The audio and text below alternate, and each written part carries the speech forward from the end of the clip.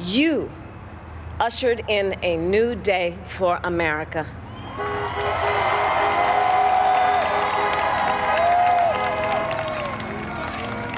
To our campaign staff and volunteers, this extraordinary team, thank you for bringing more people than ever before into the democratic process.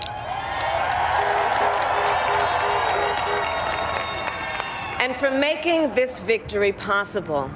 To the poll workers and election officials across our country who have worked tirelessly to make sure every vote is counted, our nation owes you a debt of gratitude.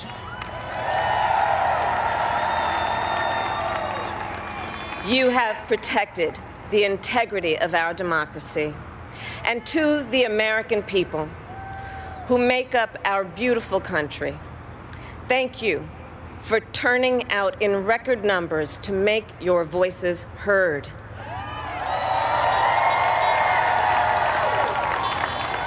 And I know times have been challenging, especially the last several months.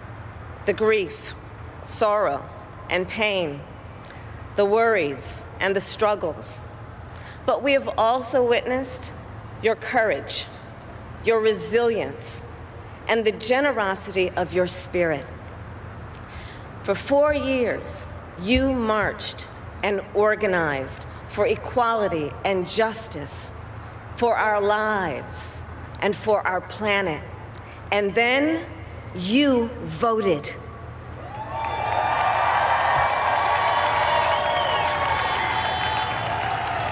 And you delivered a clear message. You chose hope and unity, decency, science, and yes, truth.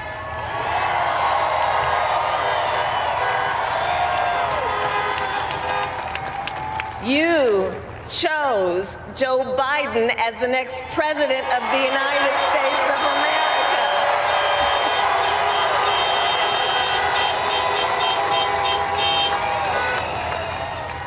And Joe is a healer, a uniter, a tested and steady hand, a person whose own experience of loss gives him a sense of purpose that will help us as a nation reclaim our own sense of purpose, and a man with a big heart who loves with abandon. It's his love for Jill, who will be an incredible First Lady.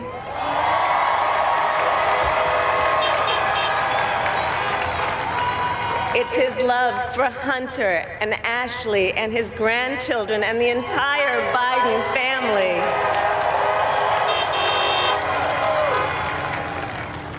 And while I first knew Joe as vice president, I really got to know him as the father who loved Bo, my dear friend who we remember here today. And to my husband, Doug,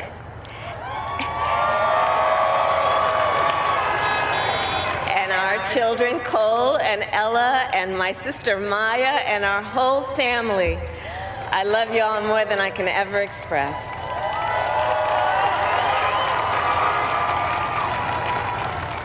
We are so grateful to Joe and Jill for welcoming our family into theirs on this incredible journey. And to the woman most responsible for my presence here today, my mother, Shamala Gopalan Harris, who is always in our hearts. When she came here from India at the age of 19, she maybe didn't quite imagine this moment, but she believed so deeply in an America where a moment like this is possible. And so I am thinking about her and about the generations of women, Black women,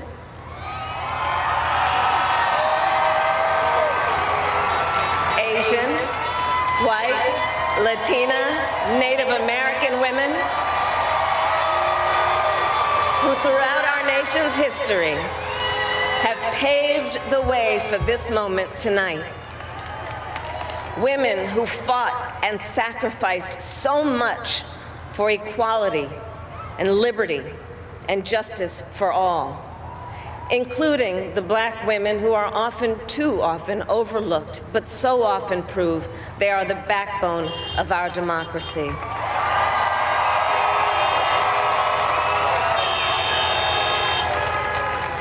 All the women who have worked to secure and protect the right to vote for over a century, 100 years ago with the 19th Amendment, 55 years ago with the Voting Rights Act, and now in 2020 with a new generation of women in our country who cast their ballots and continued the fight for their fundamental right to vote and be heard.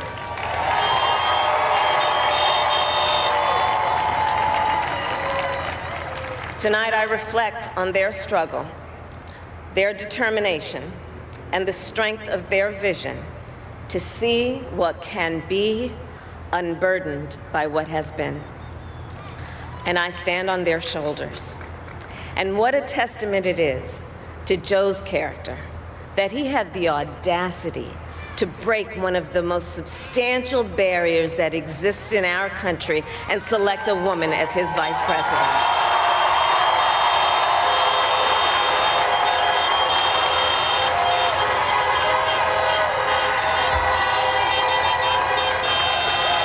But while I may be the first woman in this office, I will not be the last.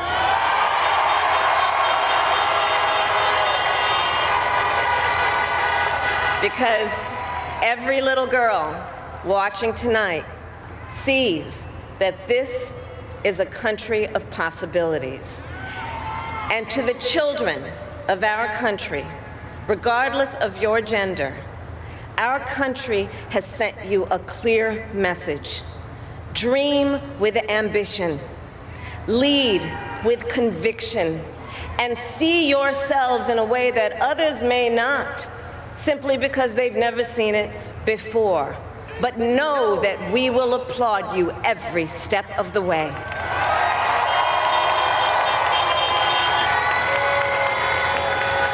And to the American people, no matter who you voted for, I will strive to be a vice president like Joe was to President Obama, loyal, honest, and prepared, waking up every day thinking of you and your family.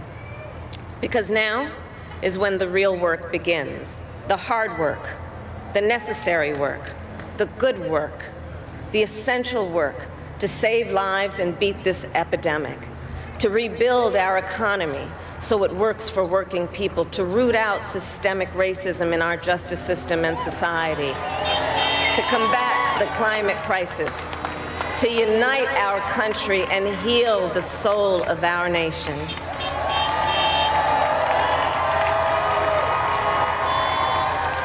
And the road ahead will not be easy, but America is ready. And so are Joe and I.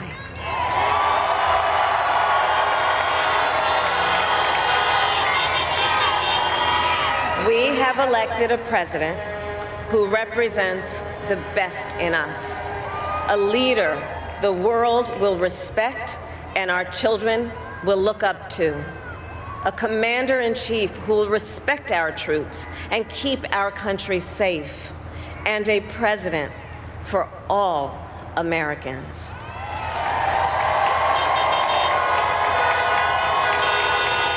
And it is now my great honor to introduce the President-elect of the United States of America, Joe Biden.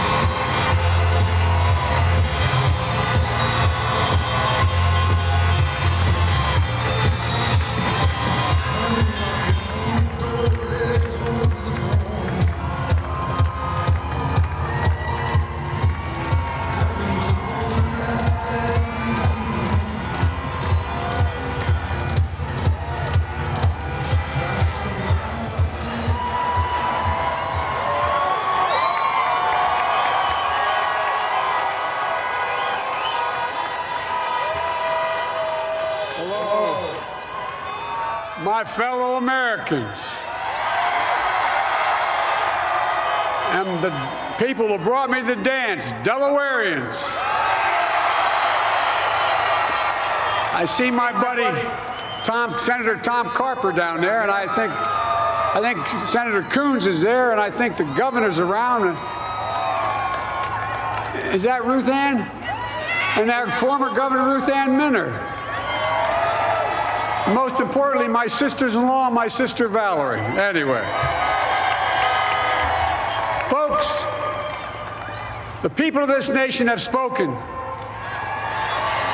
They've delivered us a clear victory, a convincing victory, a victory for we the people. We've won with the most votes ever cast on a presidential ticket in the history of the nation. 74 million.